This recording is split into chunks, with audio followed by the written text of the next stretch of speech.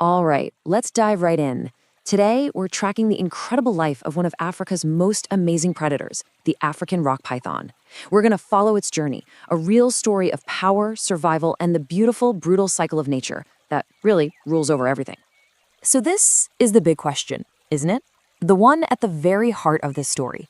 How does an undisputed king of the savannah end up becoming the most vulnerable of all? We're going to follow this one serpent's journey from a fragile little hatchling to an absolute apex predator. And then we'll see how the tables turn. Okay, so where does a story like this even begin? Well, it's not with some big dramatic roar. It's actually the complete opposite. It's a desperate, silent fight for survival from the very first breath. I mean, just imagine this for a second. You emerge into the world, you're barely 2 feet long, and the first thing that happens is your mother just leaves. That is the stark reality for a young python. You and your siblings, you just scatter. You instinctively know you have to find cover, because from that very first moment, you are not a predator, not even close. You are prey. And let me tell you, the list of things that want to eat you is long. You've got eagles circling overhead with their razor-sharp eyes, jackals sniffing the air for a quick meal, and even monitor lizards, or get this, bigger pythons, see you as nothing more than an easy snack. This world does not wait around for the weak. So the really interesting question is, how does this incredibly vulnerable little creature even begin its climb to the top? Well, it doesn't happen overnight. It happens one crucial, hard-won meal at a time. Hunger. That's what drives that first hunt. And this is where its biology gives it this amazing hidden edge. By flicking its tongue out, it's literally tasting the air, using a special sensor called the Jacobson's organ to pick up the mouse's trail. It freezes, completely coiled, and then, bam, a strike so fast you'd miss it if you blinked. It's a small victory for sure, but man, it's a crucial one.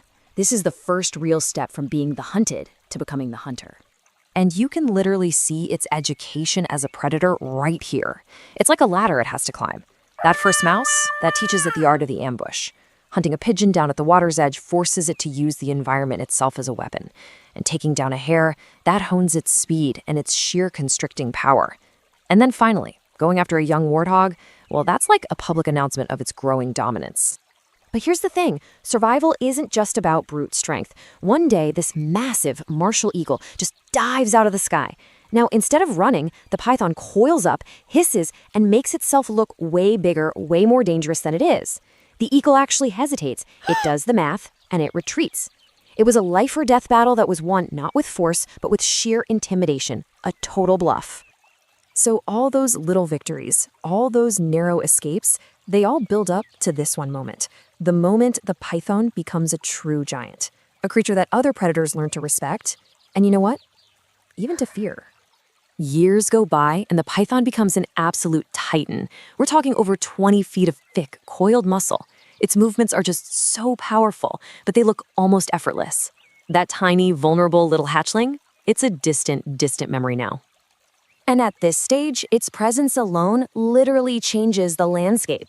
It's perfected the art of the ambush, able to wait completely motionless for hours, sometimes even days. It's not just another animal trying to get by anymore. It has become a true force of nature. And right here, you can really see how the tables have completely turned.